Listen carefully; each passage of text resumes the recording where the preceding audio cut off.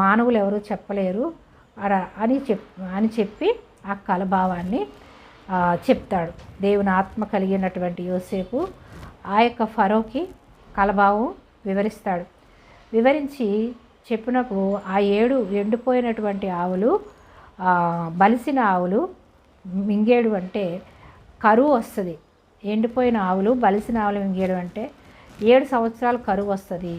7 సంవత్సరాల కరువులో ఈ ఎండిపోయినటువంటి ఆవులు బలిసిన ఆవులు తినేయడం అంటే కరువుకి సూచన అంటాడు. అలాగే ఈ వెన్నెలు ఎండిపోయిన ఫలించినటువంటి వెన్నెలు మింగేయడం అంటే 7 సంవత్సరాలు బాగా పండుతుంది.